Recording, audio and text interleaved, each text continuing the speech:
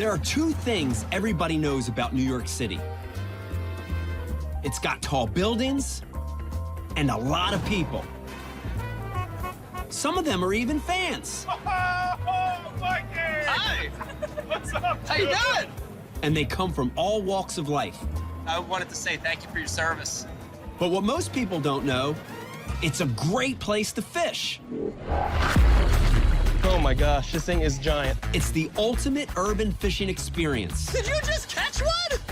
in one of the greatest cities on Earth. There you go. I'm Mike Iaconelli. My friends and I grew up fishing the mean streams and rivers of Philadelphia. The Bassmaster Classic champion, Mike Iaconelli! Now I'm a professional angler You got him! with a screaming passion for city fishing. All it takes is a little skill and a local Let's go! to show you where the fish are biting.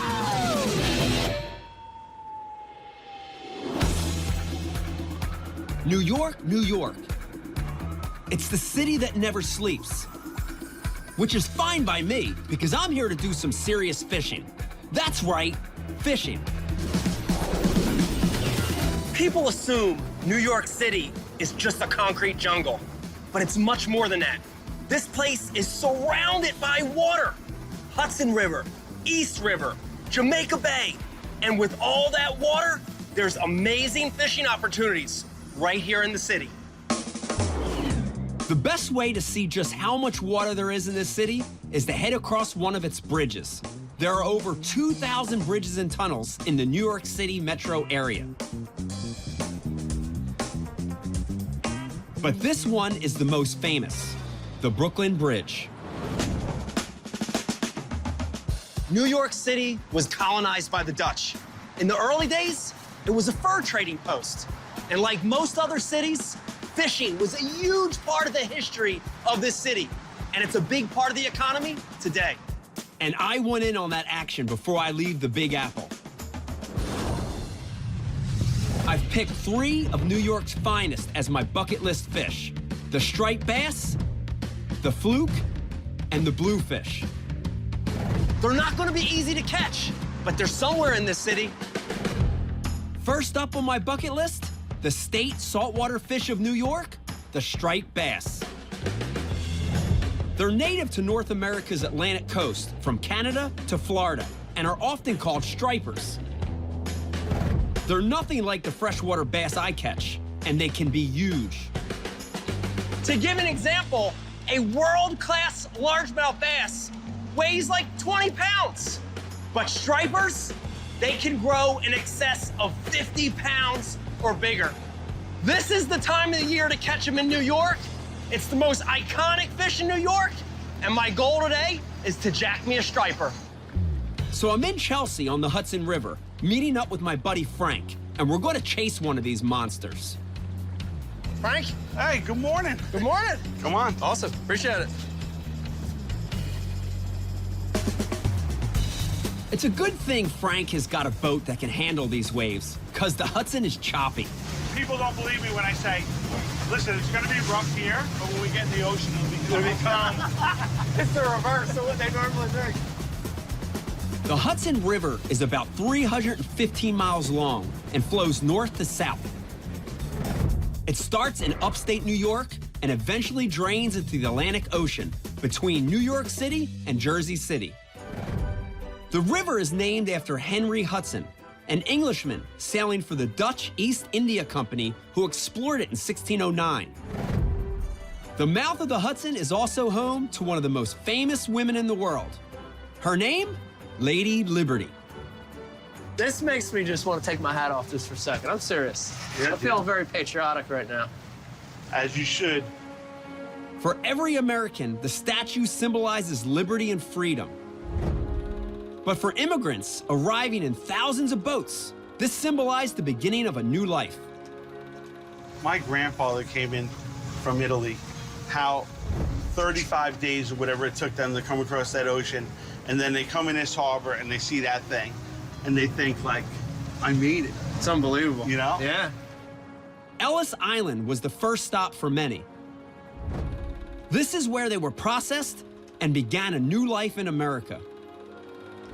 Speaking of starting, it's time to get fishing. We're headed out under the Verrazano Bridge. But before we try for striper, we're going to catch some of their favorite food, a bait fish called bunker. This is a really cool part of fishing that you don't get to see a lot. A lot of times you're buying bait from the store, but this is part of the whole experience. Catching your own bait, you've got to master the technique of knowing how to throw these things. Bunkers swim in schools, tightly packed and close to the surface in good weather, so they're easy to see. But getting a net on top of them? Oh boy. Not so much. Not good.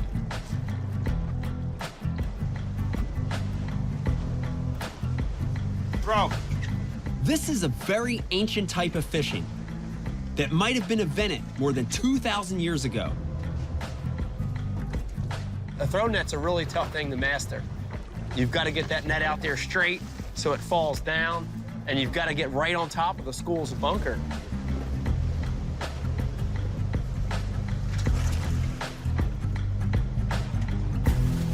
Yeah! Success! Good job, bro. Wow! Fellas, we hit pay dirt. Not bad. Look at that.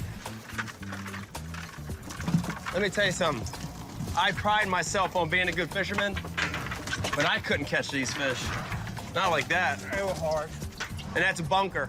And that is striper food right there. It sucks to be a bunker.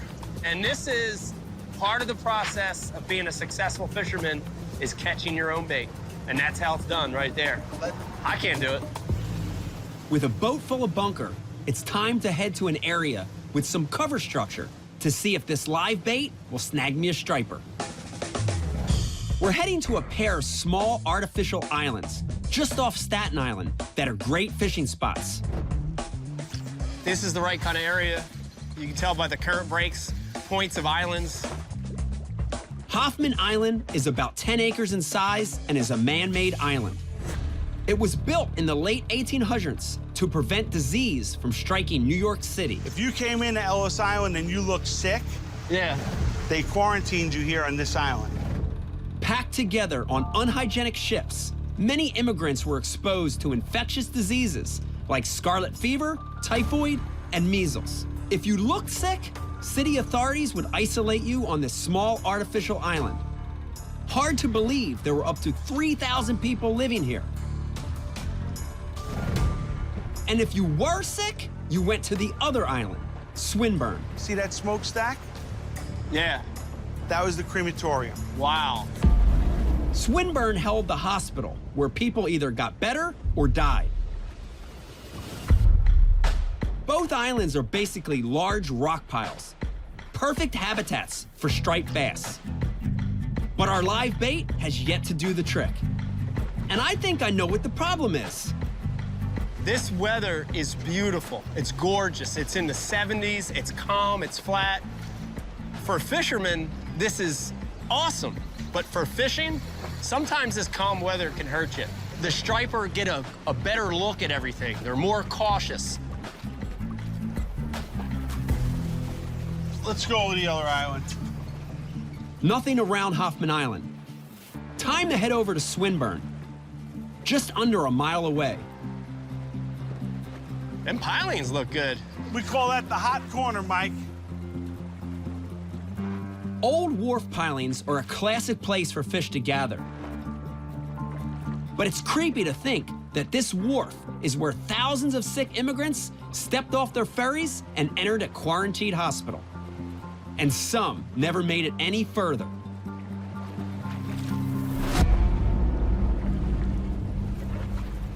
Come on, give me a break. Promise you'll go back. Talking to the fish. Old Frank talking to the fish. First signs of insanity. I think I'm past the first signs a long time ago. That's about perfect. I got one. Yeah? Yeah. This fish could be the striper I'm looking for, but it's putting up a hell of a fight. If it gets away, I might never know. He's hooked to the pilot. I can't get him out.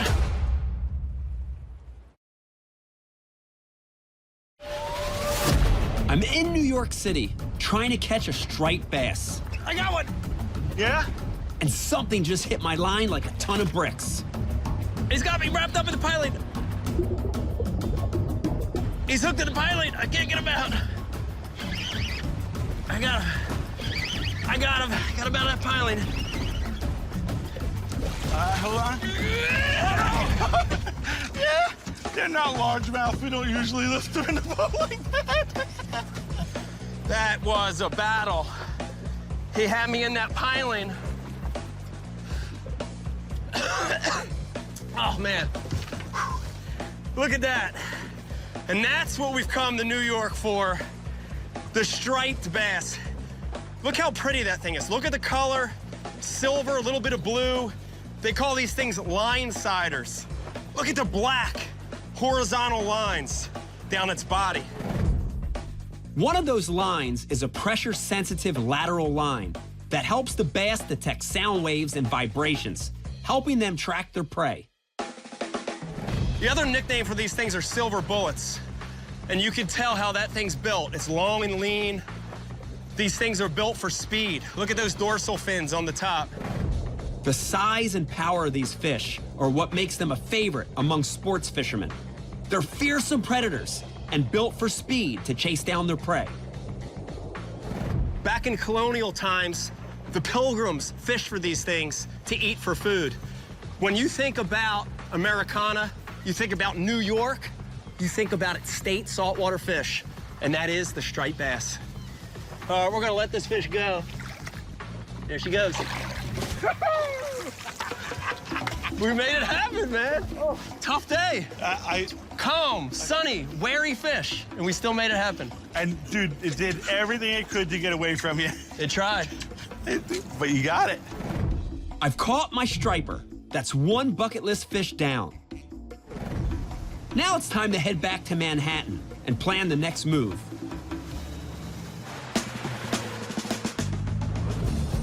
I'm going to take a break from my bucket list today and enjoy some time in the Big Apple. And I know just where to start. We're gonna go to my favorite pizza place in the world, Lombardi's. Lombardi's is the oldest pizzeria in America. It was established in 1905. But what does pizza have to do with fishing? Let's find out. Man, this place smells great. I've been known to polish off an entire pie here back in the day. But there's one pizza topping tradition I'm ashamed to say I've never tried. Anchovy. Mike, did you want to put anything with the anchovy? Or you just want to leave it pure anchovy? Straight up anchovy. Believe it or not, I've used anchovy as bait before to catch bluefish and sea bass. It's really an acquired taste. Anchovy are small forage fish found mostly in marine waters. Traditionally, they're gutted, salted in brine, and packed in oil. And we're going to be eating it in about 3 to 4 minutes. That quick? That's it, brother. Wow. They have a strong, salty flavor, so you either hate them or love them. Cheers. Come on. That was awesome. You've been missing out all these years. To have my first anchovy on a pizza at the oldest pizza in America. The first. I appreciate it, man. My pleasure, man. Thank Anytime. All fishermen are meant to eat anchovies. But right now, I'm after something just a little bigger. I'm heading uptown to the next stop on my Fisherman in the City tour. Central Park is located in the heart of Manhattan. It was the very first landscape public park in the U.S. It covers 843 acres and is the most visited city park in the country. I can remember the first time I visited Central Park to go fishing. I was 18. I hopped the train in Jersey, backpack, rod and reel, and I came to the center of the city to catch a bass. There's fishing in lakes right here. in Central Park. Largemouth bass normally spawn in the spring, so it's perfect timing for us. This cover that I found is where they like to protect their young. Right now, what I'm seeing, the fish have spawned. Ready? Look, look, look, look, look. You see all that little rain? That's fry, that's baby fish. So, you know, the things I'm seeing make your bait choice a little bit easier. So, yeah, if I can get something in there and make it look like it's threatening the babies, that fish will hit it. Let's see. He's got it, he's got it. There you go. Called that shot. And that is the male that was guarding that pot of fry. The male is always the smaller of the two. And if you look at it, telltale post-spawn fish, fish that has spawned. It's skinny, real skinny. Look how skinny that is. And then you'll see these little boo-boos, little injury marks where it has guarded from other fish eating its fry. It's had to fan the bed, so a lot of times you see some marks on the tail. We'll let this thing go right back with its babies. There we go. This is insane today. Got him, big one. I mean, I can't remember the last time I fished this lake where it was this on. Got him. There you go. This is what urban fishing's all about. Big one, big one. Get in this boat. It's hard to believe that in a busy park like this, you can catch so many fish.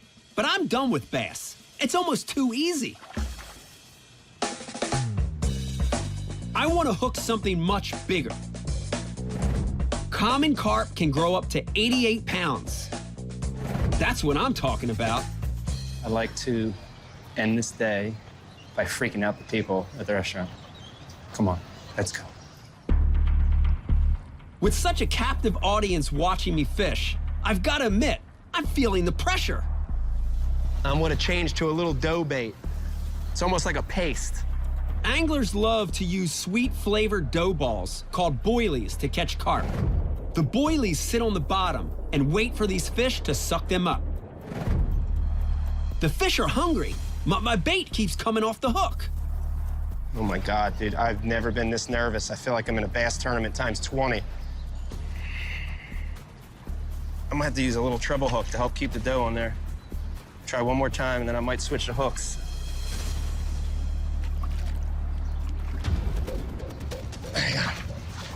I got him. This carp must have been waiting for a handout from the diners, but now he's mine. I got him.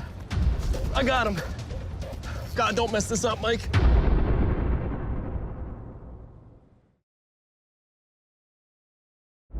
God, don't mess this up, Mike. I'm in New York City's Central Park, fishing with a captive audience, and I've got a big carp on my line. I don't want to lose him in front of all these people. Please stay on there, please stay on there. It's this Central Park special right here.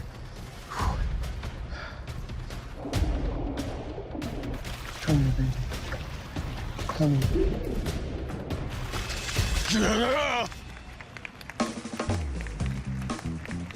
Beautiful fish. Common carp here in Central Park. Thank you, thank you. This came over from Europe. The monks introduced it as a fish food. Now these things are prolific in a lot of the city lakes all across the world.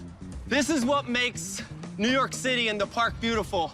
The outdoors, hiking, biking, walking, rowing, and fishing. If you're in the city, give it a try. Central Park, New York City, awesome. Ah, my people.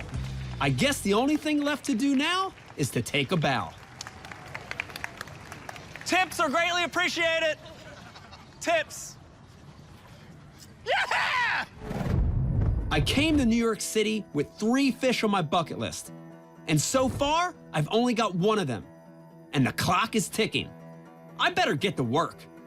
No fishing trip to New York would be complete without a visit to Montauk. For more than 100 years, New York City fishermen have been catching the Long Island Railroad out to the town of Montauk to fish. I'm here, it's 5 a.m. on a foggy morning, and I'm here to meet Rob. He's the guy who will put me on my next bucket list fish, the fluke. Fluke are a very weird flatfish that lie on the bottom of the ocean, staring upwards. They have two eyes, both of them on the same side of their head. Montauk lies at the northern tip of Long Island, 100 miles east of Manhattan, and it's a world-famous fishing spot. It's legendary for its great white shark fishing. Montauk and its shark fishermen even helped inspire one of the greatest fishing stories of all time.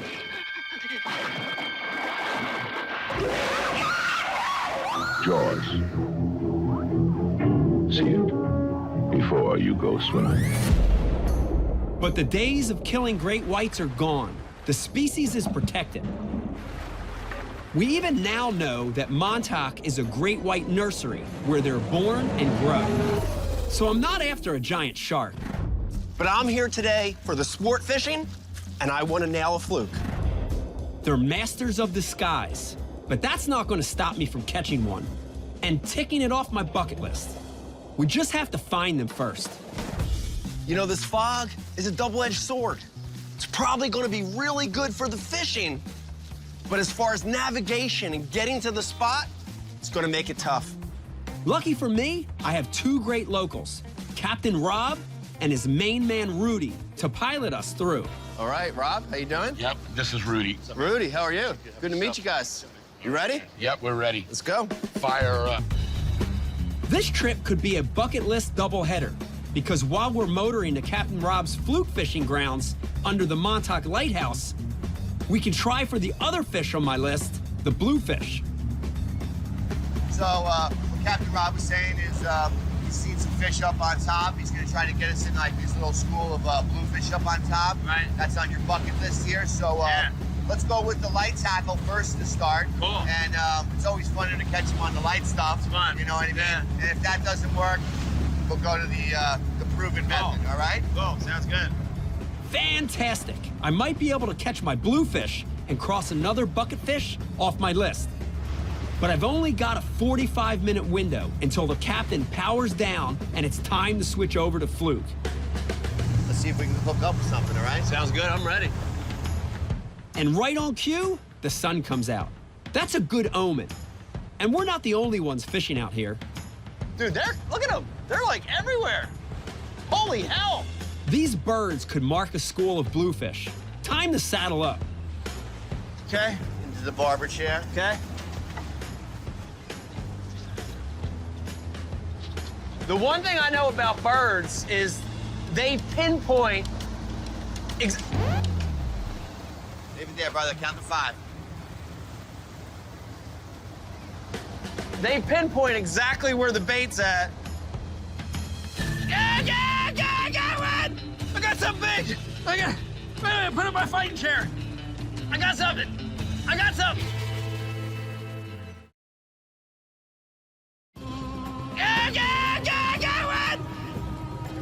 I've come to Montauk, New York on the hunt for a weird flatfish called a fluke. But this is something else.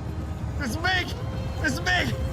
We've been trolling for my other bucket list fish, the bluefish, and this might be it. Oh, it's big! I just saw a flash.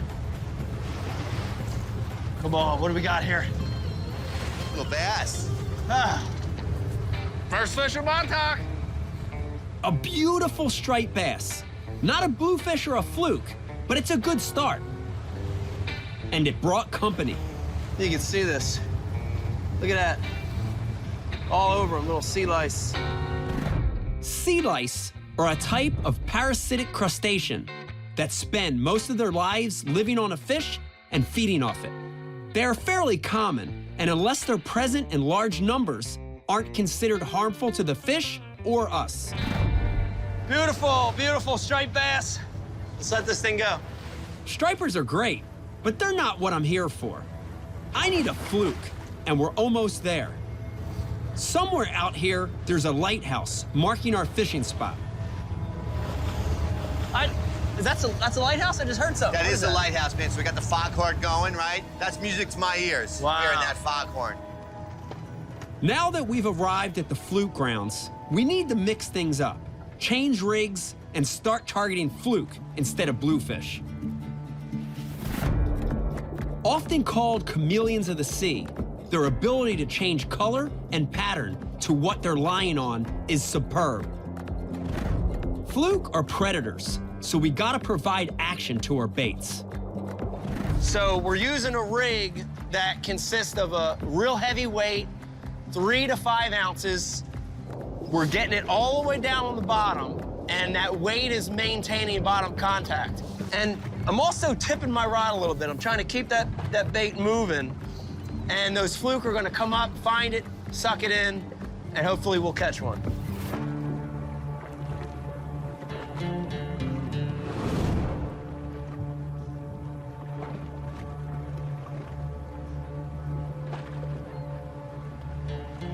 You know, we've been out here for a couple hours, and we're hunting for fluke. And the bite's been tough. We've had a few small bites, but no fluke yet. And that's our target species. The tide's changing a little bit right now, so hopefully things here in the next couple minutes will pick up. The challenge here is the fish might be more than 30 feet below us, so detecting the faint hint of a bite at that distance is really difficult. Difficult, but not impossible. Got him on.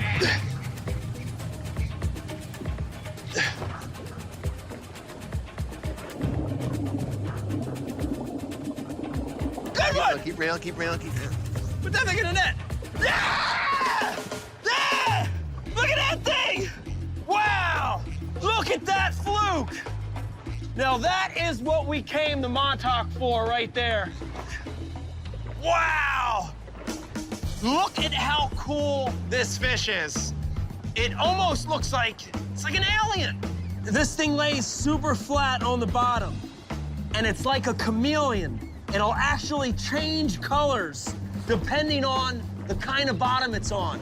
If you look here, we're on a rocky, gravelly bottom.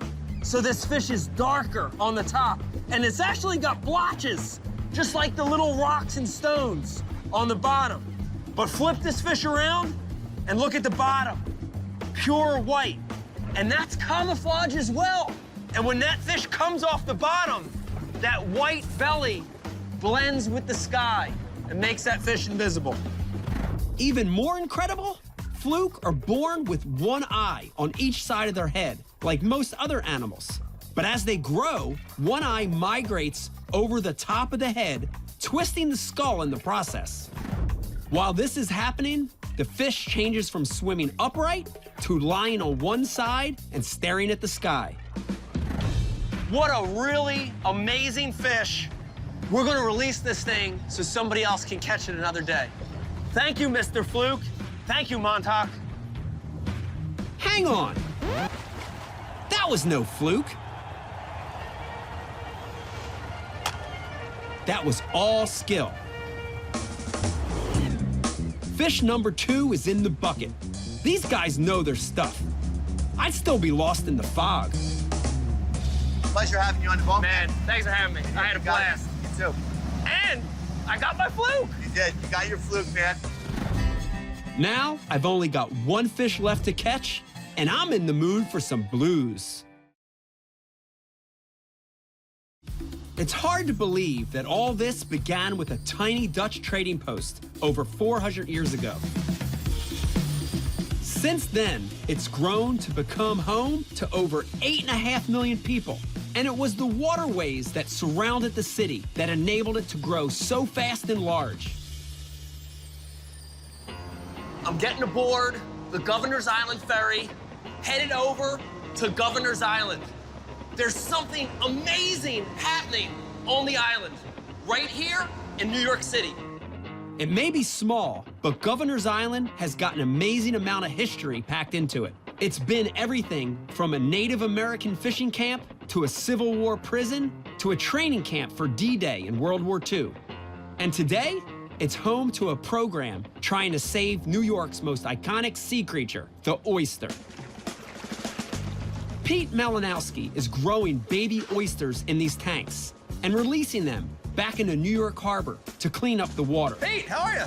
And help get New York's oyster population back to where it was hundreds of years ago. So New York City used to contain half the world's oysters. And when Europeans first arrived, there were so many fish in the harbor that you could catch them just by lowering a basket over the side of the boat and bringing it back up full of fish. You're Didn't need fishing rods or anything like that. You didn't need a rod and reel. Wow. The harbor was full of trillions of oysters, many over a foot long. Oyster reefs were the base for all life, right? It attracted the bait. The bait attracted the bigger fish, the vegetation. Everything was based around oyster reefs. Think of it just like a coral reef in a tropical place. They do all the same things. And oysters became important in the history of New York City. Cheap, easily available, and nutritious, oysters were the original street food in New York.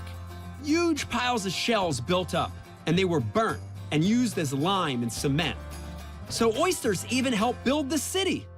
So removed them all from the bottom, dredged them up, ate them, shipped them all over the world, salted in barrels. So over-harvesting essentially wiped out the entire oyster population. The water went from clear to dirty, and they were gone. A single oyster can filter up to 50 gallons of water every day. So imagine what billions of them can do. In my mind, when you remove something, it's gone for good. But that's not true. Well, we're trying to figure out how to restore the oyster reefs to the harbor, so we're working to put them back. Pete and his team aim to transplant 1 billion oysters back into New York Harbor to restore the reefs that once dominated the area. So far, they've grown and released over 25 million. Great effort, guys. As somebody that loves the outdoors and nature, and as a fisherman, I think this is unbelievable. I think it's amazing. Anything to help the environment and to bring more fish into New York City, I love it, man. Governor's Island is also home to a school, and its students have been helping out with the Billion Oyster Project. They've also formed an after-school fishing club. Awesome! Hey, guys. How you doing? Good, how are you? Good. How's the fishing? It's all right, we got one. Just starting up. All right, what's your favorite part of fishing? I love the fight. Like, whenever the fish bite and that ting, ting, ting, it just gets me hyped up. Feel like That's you one of my accomplished something. favorite parts, too. Yeah, I love that part. I love that. What's your favorite part? Probably the connection with nature. Yeah. When you hold the fish, you know, the Yeah. connection you make with it. And then you get to release it, swims away. It's a great part. Yeah. Yeah. Oh, nice. Wait a minute. There it is! Wait a minute! Did you just catch one? Is this a striper? Yeah, a little guy. Dude, this is awesome. So this is a fishing club. All you guys live in the city. Yep. Why is it that so many young people, so many kids growing up in the city, they don't even believe there's fish swimming around here? What would you tell them if you knew a kid that didn't fish? What would you tell them? I feel like you're missing out on one of the best fishing spots in the East Coast. Oh, here, I'll let you guys release it. It's a nice fish, by the way. Wow, nice job. This is exactly how I started. I caught my first fish at the age of 6 on Philadelphia's Schuylkill River. It kick-started my interest in fishing, and look where it's taken me. Man, what I tell you, Governor's Island, what a cool place. Between the Billion Oyster Project and the kids fishing program, this place is unreal. I wish I could have hung out longer, but I've got to catch a ferry back to Manhattan. I've been fishing my way through the Big Apple, and now I'm down to the core. One bucket list fish left and just one day to catch it. I'm here at Raritan Bay. We're in Staten Island. As the crow flies, we're 15 miles from Times Square.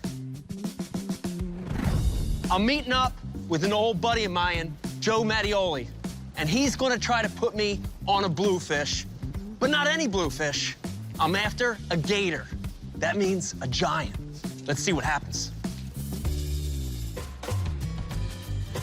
Captain Joe Mattioli has been fishing around New York City for most of his life. He knows these waters like the back of his hand. Hey, Mike, what's going on, buddy? What's up, man? Hey, thanks for the call. I really appreciate it. How you been? I've been great. And yourself? Good. Can I come aboard? Come on. All right.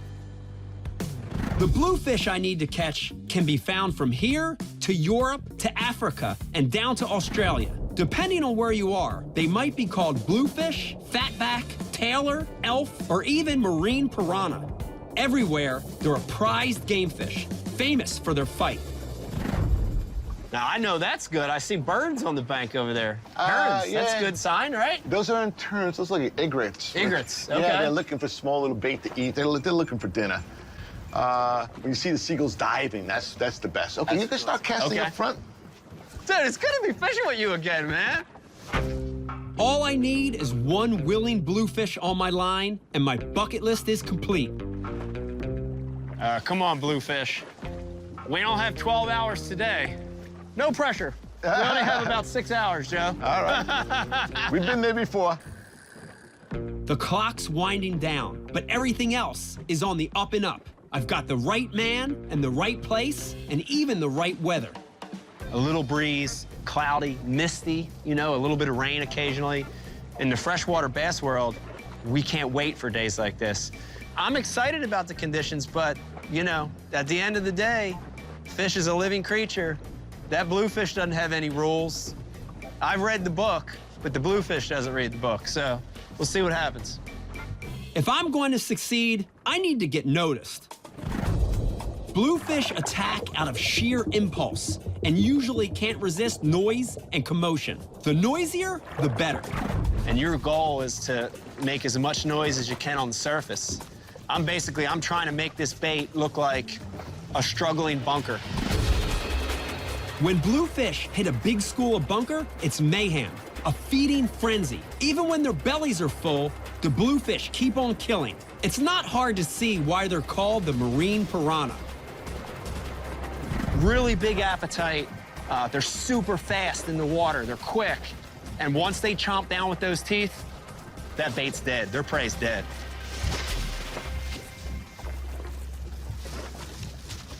Come on, bluefish. Come on, gator. With less than 6 hours to nail my final fish, Captain Joe wants to crank things up by trolling. Trolling is where fishing lines are dragged behind the boat as it moves through the water. It's a great way to cover as much ground as possible. Bring it up closer to the water, you'll see it, but there it goes.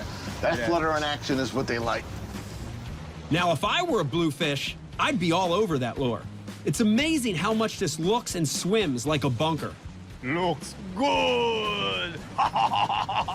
Good. But the bluefish are still making me wait. Going. All right, there we go. Going. You can't get out of the hole. I can't get out of the hole. Yeah. Nice one. I can't get out of the hole. Please be a bluefish. Come right at me. That's a bluefish, the way he's moving up current like that. It's a giant if it is, Joe. Let me get that. I'm to the swivel. Do I reel the swivel in or no? No, stop right there.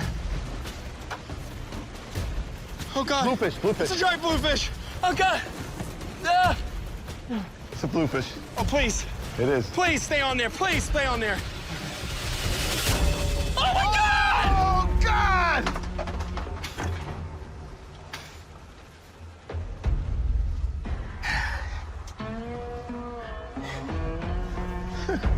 There's plenty more, don't worry about it. I'm fishing in Raritan Bay, off of New York City's Staten Island. Going. All right, there we go. With a bucket-filling bluefish on the line. Oh, my God! Oh, God! But this bucket has a leak, and my bluefish just swam away. Oh, man, that's a heartbreaker. Ah. That right there is, that's the worst feeling in fishing right there.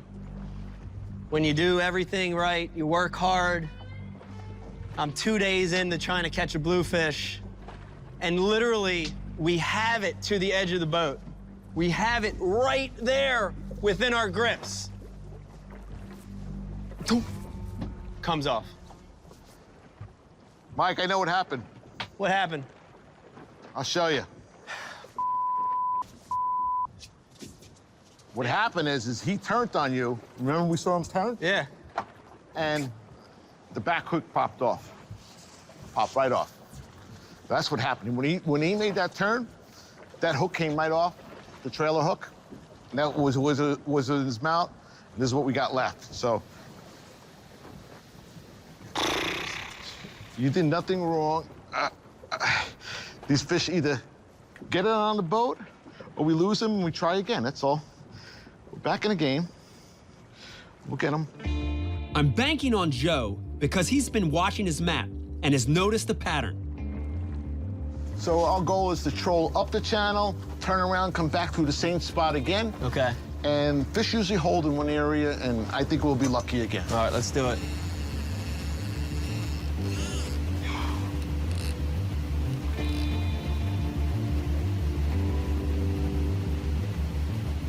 You never know, you don't know if that's gonna be your only opportunity of the day. You just never know, it's fishing.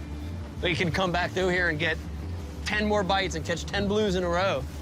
Or that could be it, that's fishing, you just never know, I hope that wasn't our last bite of the day.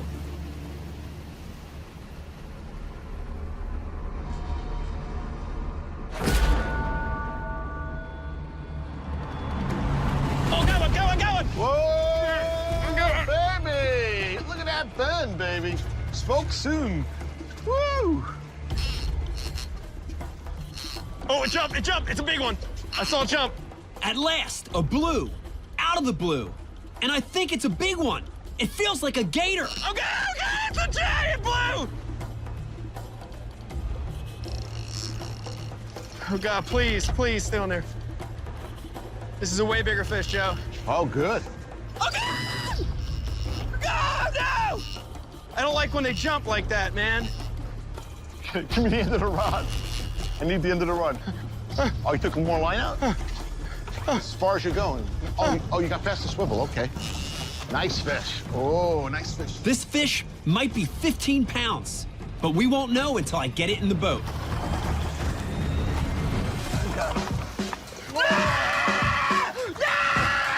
He's a biggie. A gator! Spitting stuff out! Breaking everything up. This is unbelievable. Let me get the boat grip for you. After so much failure trying to catch this thing, and then having a good one on and it coming off. Man, Joe, this is what fishing's all about. Staying with it, right? You got it. Never giving up. Man, this is unbelievable. This is exactly one of the reasons I've come to New York City to catch a bluefish. These things are eating machines. They're animals. And I want you to take a look at the mouth and the teeth on that thing.